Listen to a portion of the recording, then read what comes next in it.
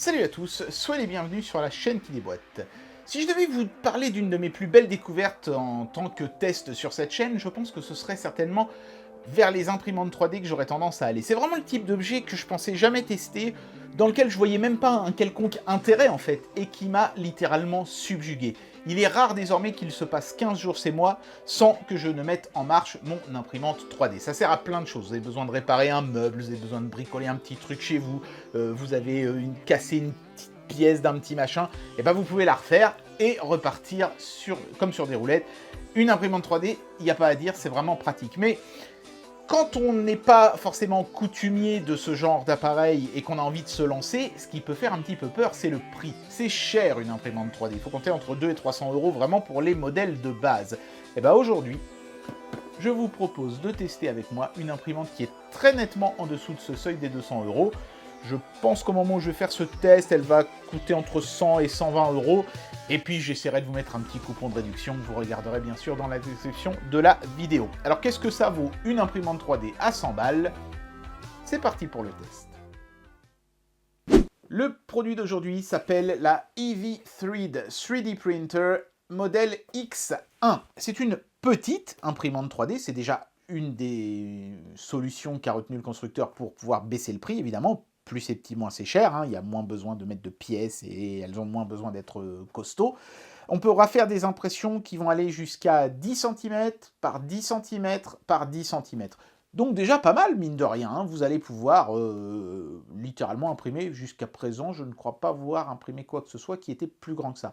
À part peut-être si une fois un truc pour pouvoir poser un casque, l'accrocher à la verticale, qui en hauteur était, je pense, un peu plus grand que 10 cm. Mais à part ça, je pense pas que vous allez souvent imprimer des trucs plus grands que ça, à vrai dire.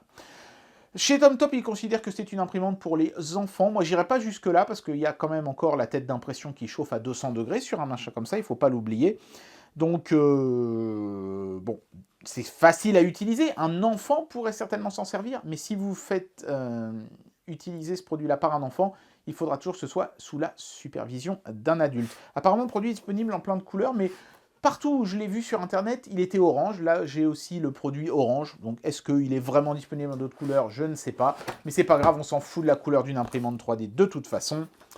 On a pardon, le modèle, le manuel d'instruction avec les instructions de montage. Et vous allez voir que le montage est très simple puisque les instructions commencent ici et se terminent littéralement à la fin de la page suivante. C'est un produit qui a été en grande partie prémonté en usine. Ici, on nous explique les différentes méthodes pour faire des impressions 3D, les plus simples et les plus complexes. Et puis après, donc, on a un certain nombre d'éléments. D'abord, du filament. Et il y en a quand même une quantité raisonnable. Je pense que je vais faire mes essais avec celui-ci. Voilà, il a l'air d'être d'une qualité correcte. On a ici une pièce de plastique qui va servir à fixer la bobine. Et l'autre pièce de plastique qui aura exactement la même vocation ici. Donc on vient mettre l'un dans l'autre comme ça. Tac, voilà. Et on vient poser la bobine ici. Ici, on a un petit moteur. Donc j'imagine que lui, il faudra le fixer sur un des axes de l'imprimante. Là, on a des petits outils. Alors, il y a quelques vis, des patins en caoutchouc et un lecteur de micro SD avec une micro SD de 4 Go, ce qui est amplement suffisant, hein. Même les modèles les plus complexes pèsent rarement plus de quelques dizaines de mégaoctets. L'imprimante peut être reliée à un ordinateur avec ce câble qui est vraiment extrêmement court. Bon, vu que l'imprimante n'est pas très grande, c'est pas très grave, on peut facilement la trimballer, mais néanmoins, je vous conseille plutôt d'utiliser la micro SD, ce sera beaucoup plus simple. Ici, on a le module de tête d'impression, mais en réalité, il est déjà fixé au reste de l'imprimante sur l'étage d'en dessous de l'emballage. Donc là, vous pouvez voir une première partie de l'imprimante. Voilà. Et en fait, en soulevant ce plateau-là, vous allez voir, on accède à la partie inférieure de l'imprimante, mais les deux parties sont déjà reliées entre elles par les cordons de câblage. Donc il faudra sortir l'ensemble du carton comme ceci pour pouvoir commencer à monter le produit. C'est pas évident avec la caméra qui me gêne un petit peu. Voilà. Hop. On commence déjà à voir le produit prendre forme. À peine l'a-t-on sorti de son carton d'emballage. Voilà. Et puis il y a un transfo qui est au format européen. Il faudra bien faire gaffe au moment de commander le produit de choisir le bon transfo. Transfo quand même assez costaud, je ne sais pas combien il balance. 12 volts, 2,5 ampères, donc 30 watts. Pas mal. Et avec une prise relativement standard, comme ça, qu'on trouvait aussi sur les Mega Drive et les trucs comme ça. D'ailleurs, la Mega Drive aussi, elle est 12 volts. Je suis presque sûr que ce truc-là pourrait alimenter une Mega Drive. Tiens, il faudra que j'essaye. Hein. Si la polarité est bonne, je ferai un essai. Mais bon, on s'en fout. Hein. Nous, on va s'en servir pour l'imprimante, évidemment. Mais bon, voilà.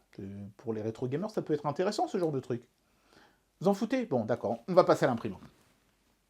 Allez, vous savez quoi, une fois n'est pas coutume, je vais essayer de faire le montage en temps réel avec vous. Si ça s'avère trop long, je ferai peut-être un time-lapse.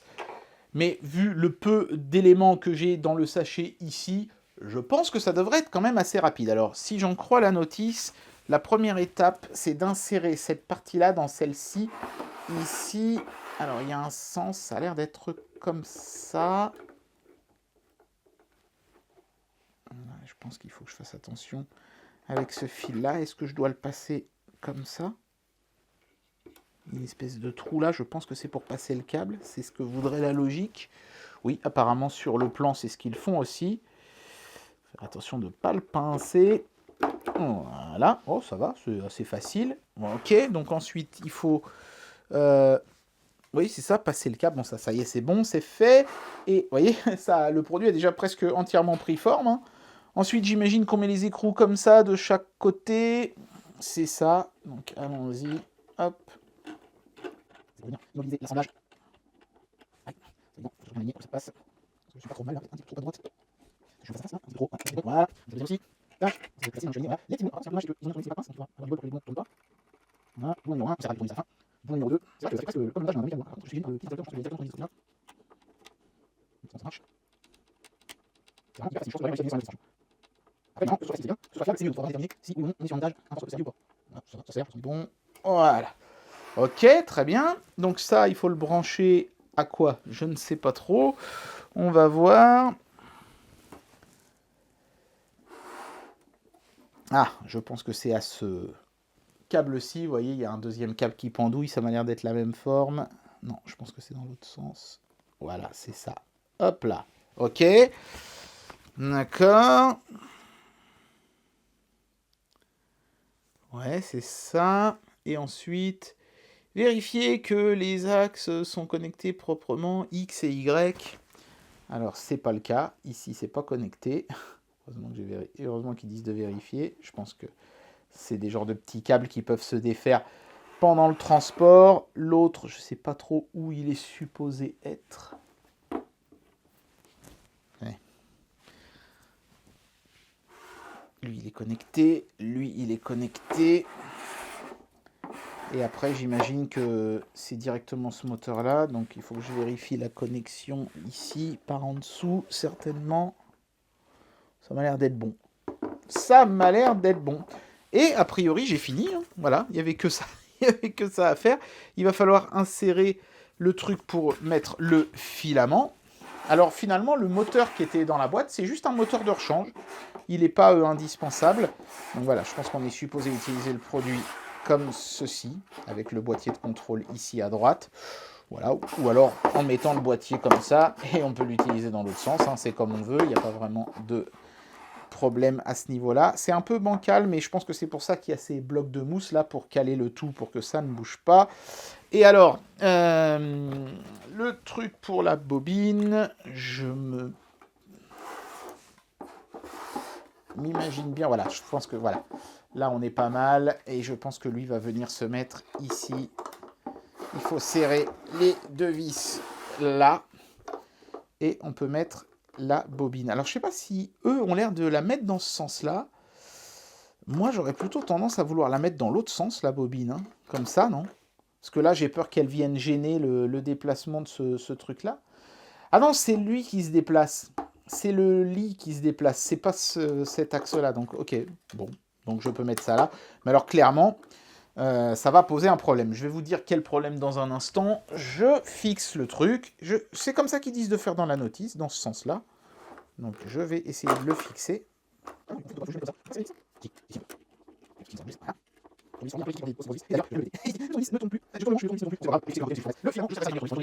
Et voilà, là le montage est prêt. Il n'y a plus qu'à mettre le filament. Alors, il est où le filament? Il est là, le filament. Donc, on va essayer avec le filament fourni, qui est emballé soigneusement. Ça, c'est plutôt bon signe. Ça veut dire qu'il ne va pas s'être gâté ou je ne sais quoi. Hop. Essayer de trouver le point de départ du filament. Ouais, ça m'a l'air d'être là. C'est ça. Donc, on va mettre le filament sur le porte-bobine comme ça. Et ensuite, j'imagine qu'on l'insère ici en haut. Attendez, je vais essayer de vous montrer mieux. Vous voyez, il y a un petit tube. Typiquement, c'est là, hop, qu'on vient caler le filament. Tac. Bon, là, évidemment, comme le filament fourni n'est pas dans une bobine, c'est pas très élégant. Mais bon, ça marche, hein, le filament va se dérouler et va être entraîné par l'imprimante. Bon, bah écoutez, je vous suggère qu'on fasse un essai d'impression. Alors évidemment, lui, par contre, je vais le faire en time-lapse, parce que même un petit objet, ça prend facilement une demi-heure, trois quarts d'heure à être imprimé. Je vais commencer par un tout petit machin que j'avais imprimé pour modder un flingue Sega, parce que c'est vraiment un petit objet, ça devrait être rapide, puis c'est pas un truc compliqué du tout à imprimer, je pense que l'objet va s'en sortir sans aucun problème. Et puis ensuite, on essaiera un truc un petit peu plus chiadé pour voir si le fait notamment qu'il n'y ait pas de ventilo pour refroidir le filament en sortie ici est un problème ou pas. Mais en fait, dans ce boîtier-là, derrière, là, ici, il y a une carte mère avec le connecteur pour rajouter le ventilateur. Bon, je ne vais pas m'amuser à démonter le boîtier pour vous montrer, hein. Et c'est comme ça que vous pouvez éventuellement donc rajouter cette option. Après, pour fixer le ventilo, il faudra peut-être mettre un Serflex ou un truc. Il n'y a pas vraiment d'emplacement pour, mais néanmoins, sachez que c'est faisable. Voilà, donc là, l'imprimante est prête à fonctionner. J'ai chargé le filament, j'ai amorcé le filament dans l'extrusion et j'ai mis à niveau le flatbed de réception de l'impression. Alors, pour mettre à niveau le flatbed, il faut le faire entièrement à la main. Et quand je dis entièrement à la main, c'est vraiment entièrement à la main. On appuie sur la maison ici sur le boîtier et ensuite, on déplace le flatbed et la tête d'impression à la main. Donc on force un peu sur les moteurs. J'aurais bien aimé qu'on puisse débrayer les moteurs pour le faire, ou qu'il y ait un système de contrôle des moteurs depuis le panneau de contrôle. C'est pas le cas, donc sachez-le, il faudra faire ça à la main. C'est pas très compliqué, et puis vu la taille du plateau, ça va assez vite à faire de toute façon. Deuxième chose, pour amorcer l'imprimante, il faut appuyer sur plus, et ça fait avancer en fait le filament dans le système. Donc vous appuyez, ça chauffe la tête, donc vous voyez que ça clignote. Et quand c'est suffisamment chaud, ça s'amorce automatiquement. C'est vraiment super bien fait, hein. Les débutants ne seront absolument pas perdus. La notice est assez explicite également. Et puis, une fois que vous voulez lancer une impression, bah, vous mettez votre clé, votre carte micro SD dans le système et vous appuyez sur lecture et ça va imprimer le premier fichier qui se trouve sur la carte. À noter que là, vous voyez l'échantillon de filament fourni rentre sans problème dans le porte-bobine. Mais par contre, si vous voulez mettre une vraie bobine de PLA de 1 kg, vous pouvez oublier tout de suite. Vous voyez, rien que la taille de la bobine de PLA. D'ailleurs, je remercie TomTop qui a joué le jeu et qui m'a envoyé une bobine alors qu'il savait très bien que je ne pourrais pas la monter dans l'imprimante. Vous voyez la taille que fait une bobine. Attendez, je vais pousser un petit peu tout ça. Vous voyez la taille que fait une bobine. Il n'y a aucune chance que vous fassiez rentrer ça là, hein. Il faudra soit vous acheter des petites bobines, soit, et c'est ce que je vous conseille de faire hein, pour un produit de cette catégorie-là, vous achetez du PLA en loose, hein, ça coûte vraiment une misère sur AliExpress, et ce sera amplement suffisant pour une imprimante de ce gabarit-là. Voilà, donc ça va aller dans mon imprimante, la vraie, la pro, qui se trouve dans mon sous-sol, et je vais faire mon test aujourd'hui avec le PLA qui était fourni avec l'imprimante. C'est parti pour l'impression. En time-lapse, bien sûr, parce que sinon, ça risque d'être un petit peu long.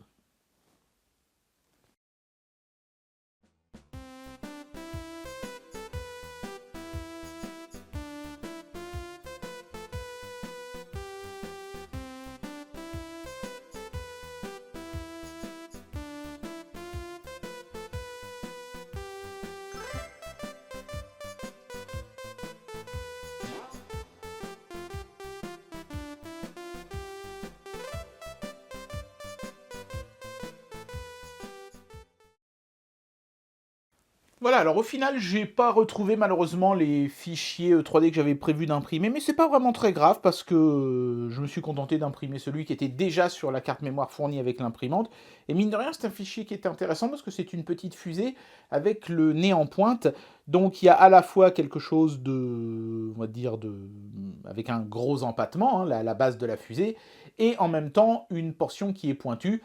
Voilà, une fusée, le principe d'une fusée, c'est de tenir bien droit, mais de fendre les cieux, donc d'être pointu en haut et d'être plus large en bas. Donc c'est plutôt un projet intéressant à imprimer en 3D. Alors vous noterez que le lit de l'imprimante est magnétique, ça c'est pas mal parce que c'est pas systématique, donc facile à détacher vos impressions ensuite, il suffit de courber hop, le lit et vous voyez, ça laisse aucune trace, c'est une sorte de petit téflon ici. Et voilà ce que ça donne. Alors la base ici se détache, hein. C'est uniquement là pour amener un support à votre impression. Voilà, tac, ça se détache du reste. Et voilà le produit final. Je vais essayer de vous le montrer bien zoomé. Voilà. Alors, c'est pas la qualité d'impression du siècle, clairement pas. Il y a quand même pas mal de petites bavures par-ci par-là. Ce ne sera pas une imprimante pour faire des impressions, comment dire, esthétiques. Mais par contre, d'un point de vue purement pratique, c'est pas mal, hein, d'autant plus que, vous voyez, c'est un objet qui est creux. C'est pas du plein à l'intérieur, donc il n'y a pas eu de tricherie, on était quand même sur quelque chose d'assez fin. Et la structure globale de l'objet est respectée. Ce qui manque, c'est la pointe. On voit bien que ça s'est un petit peu affaissé quand l'imprimante a commencé à avoir peu d'espace de voyage à faire entre chaque zone d'impression. Et ça, c'est typiquement le problème quand on n'a pas de ventilateur pour refroidir le plastique. C'est-à-dire qu'en fait, quand l'imprimante commence, la tête d'impression, à faire un petit peu trop de surplace, eh ben, elle ne laisse plus le temps au plastique de se durcir, et donc elle imprime du plastique sur une couche qui est toujours un peu molle. Donc voilà, s'il y a bien un truc qu'il faudrait penser à rajouter sur cette imprimante, mais vous pouvez le faire vous-même, c'est un ventilo de refroidissement. Il suffit d'attacher avec un Serflex un petit ventilateur ici, là, sur la zone de la tête d'impression, et de le relier à la carte mère ici. Il y a le connecteur. Tout est prêt, hein, l'évolution est possible. Donc voilà, si vous voulez juste faire des petites impressions simples, alors des impressions avec remplissage n'auraient pas eu le problème de la pointe, évidemment. Hein. Là, c'est parce qu'évidemment, c'est du creux, donc ça s'est un petit peu affaissé sur le haut. Ma foi, c'est plutôt une bonne imprimante. Mais bon, on va pas se mentir, ça reste quand même quelque chose de très entrée de gamme avec le résultat qui va avec. C'est pas décevant, disons qu'on en a pour son argent, quoi. Et voilà, j'en arrive à la conclusion de cette vidéo et je vais vous donner mon avis sur ce produit. Alors, évidemment, si vous voulez vous acheter une bonne imprimante 3D qui fait des impressions nickel chrome, à la vitesse de l'éclair, vraiment super belle, esthétique et tout, clairement, ça n'est pas l'imprimante 3D pour vous. Je pense vraiment que ce produit vous permettra de voir si vous trouvez un intérêt ou pas à faire de l'imprimante 3D sans avoir à dépenser une fortune. À 100 balles l'imprimante, vous pouvez vous permettre d'avoir quelque chose qui ne va pas faire de la qualité de ouf. Et si vous êtes du genre à avoir souvent besoin de fabriquer des petits raccords, des petites pièces en plastique pour des projets X ou Y, cette imprimante vous sera amplement suffisante, à la condition toutefois que vous rajoutiez quand même le ventilateur au niveau de l'extrusion, parce que pour moi c'est vraiment ce qui manque le plus. Si on n'avait pas ce problème de ventilateur absent, on n'aurait pas du tout d'affaissement, et on aurait quelque chose qui serait toujours pas hyper esthétique, mais qui au moins aurait l'avantage d'être plus précis. Là, évidemment, dès que vous allez vouloir imprimer des trucs un peu fins, cette imprimante va vite montrer ses limites. Mais je pense que c'est un bon produit pour se faire la main sur l'impression 3D, pour comprendre ce que c'est, et voir si éventuellement vous êtes prêt ensuite à investir un petit peu plus, cette fois-ci dans une vraie bonne grosse imprimante. Voyez un petit peu ça comme la porte d'entrée pour les débutants. Et pour ça, c'est un bon produit. Par contre, si vous voulez quelque chose de précis et de rapide, investissez un petit peu plus, je pense. Et bien voilà, c'était le test de la EV3 X1. Je pense que pour son petit billet de 100, cette imprimante 3D n'est pas du tout un mauvais investissement, même si, évidemment, je pense que c'est vraiment le produit pour débuter avant de passer à quelque chose d'un petit peu plus balèze, ça va de soi. En tout cas, j'espère que cette vidéo vous aura plu, qu'elle vous aura donné envie de vous mettre à l'impression 3D. Et moi, je vous dis à bientôt pour un prochain test. Allez, tchuss!